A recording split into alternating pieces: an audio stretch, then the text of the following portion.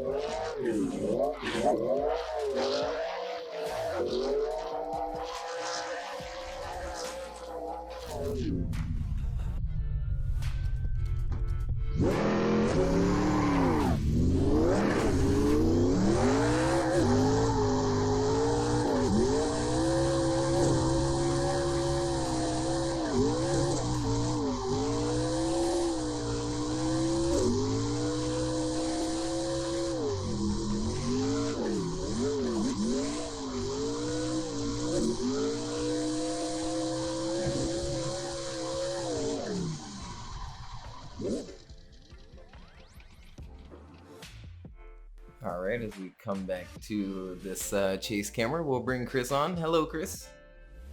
Afternoon. Right, So- we've got a few points of discussion for this one. We've made a couple of changes to the layout since we originally released it, owing to the fact that on the chicane here is the first change. We've been talking to a few people. A couple of the pro drivers highlighted to us that the chicane was rather too tight. Wasn't really something we'd noticed when we were first testing it because, well, we test mostly in our own cars. Craig's obviously got his Corvette, I've got an RX-7, so they're not really that big. So we could get through pretty tight chicanes without really noticing. So we've since widened the chicane and moved it a bit further to the track left, so it's a lot easier to get through without dropping tyres, mostly for the bigger cars.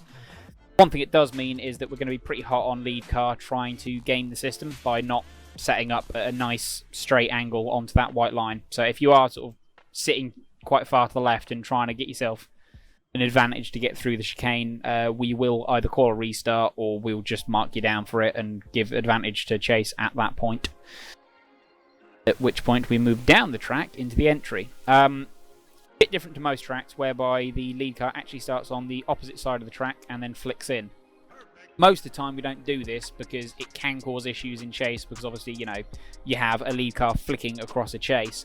However, here we feel that, well, it's a Japanese track, it's just all too appropriate to do a big flick entry, and it actually fits the track's flow, especially for lead.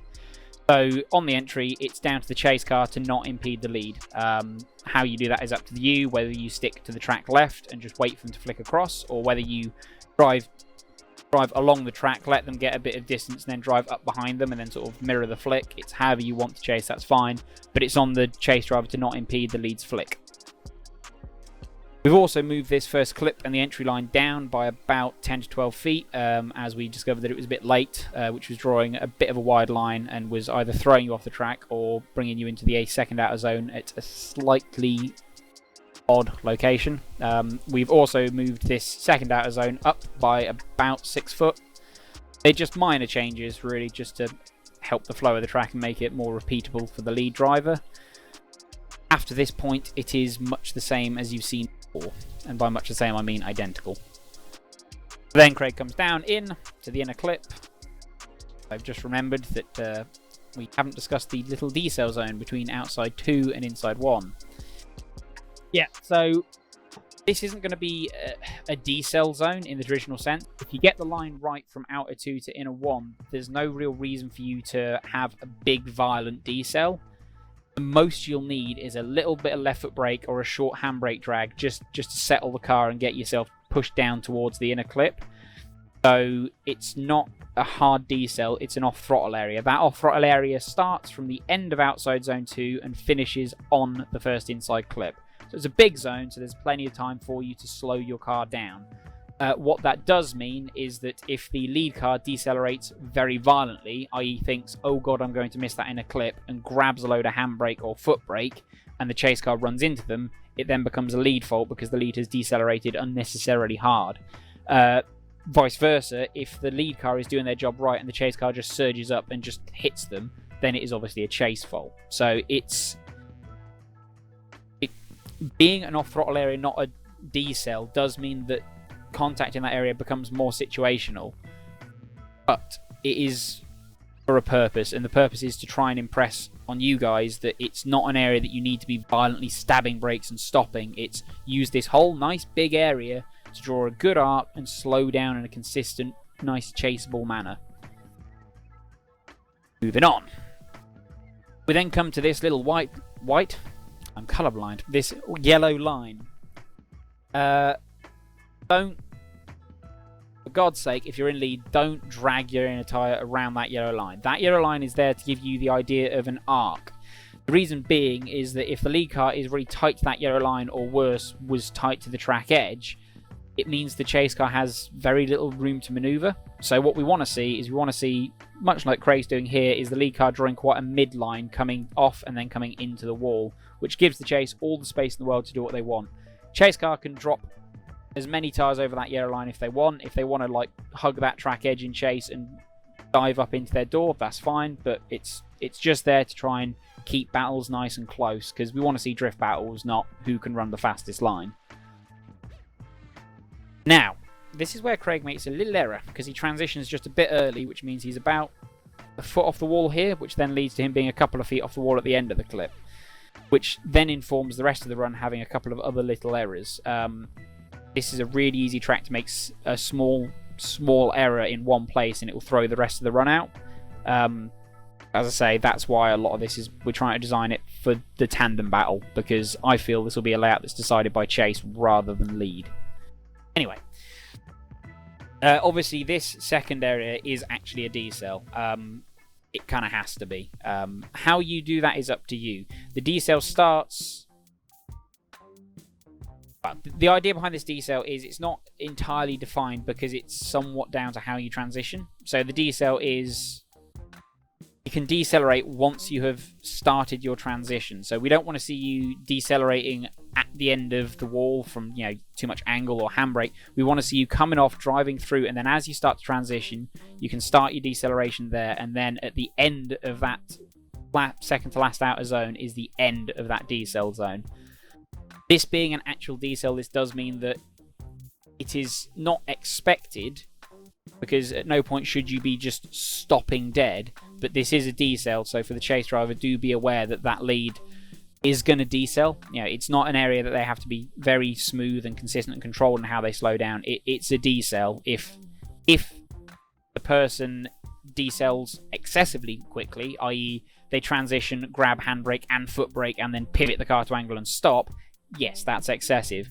But if they're just transitioning on handbrake to control the car's momentum and then back on power, that's fine. So do be aware of that and try not to dive too hard. With that said, this is a really good place to dive up on someone's... Just cut their line by a couple of feet and dive up onto them if you're looking for a space to catch up. Then we come around this second to last outer, which is pretty clean on. And then on this last inner clip, he's a couple of feet wide. Again, this comes back to when he was just a little bit shy of that wall. So what's happened is he's come shy of the wall, he's transitioned across a bit late then, and he's then thrown himself on a wider line coming in, which means he's just off that clip. And unfortunately then, being just off this clip means that he gets hard on power like he should be doing, but that does mean that he just drops a tyre here. So all in all, this would be a very good run, but it would be no more than a high 80, because, the second half of the run has lots of little errors. So yes, we are fairly harsh judges, but we feel that we're fair. Besides that, there's not really much else to say. It's not a self-explanatory layout, but it is one that should make for good battles. That is the entire point of the layout that I've created. That's the reason why we want to run it as a battle event. Just to give you guys something a bit different, and also because we feel that this will work much better as a twin layout than single runs. Yeah, and the top 3 finishers of the event will be getting a license, as well as the top qualifier, correct? Yeah, so it's top qualifier gets an automatic license at the end of the qualifying runs, and then from that point on, it's the top 3 plus that person. So if the top qualifier goes on to win the event, it would then be second, third, and fourth that would get a license as well. Awesome. We've got 125 drivers signed up. Hopefully, everybody will show up as well. Yeah, we've certainly got potential for some interesting battles. Yeah, for sure. And it'll be top 32 go on to battles, correct? Yes. Awesome. So let's see, August 3rd, Saturday. What time should drivers show up to Discord? As per the email, you have to be on Discord in the voice channel with your name set in-game and in Discord to the name that you signed up with. We can't stress that enough.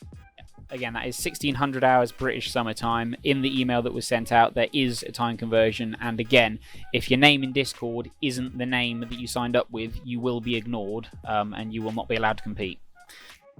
So, get your Discord name set. All right, so again, we'll let this play out, and we'll see everybody August 3rd.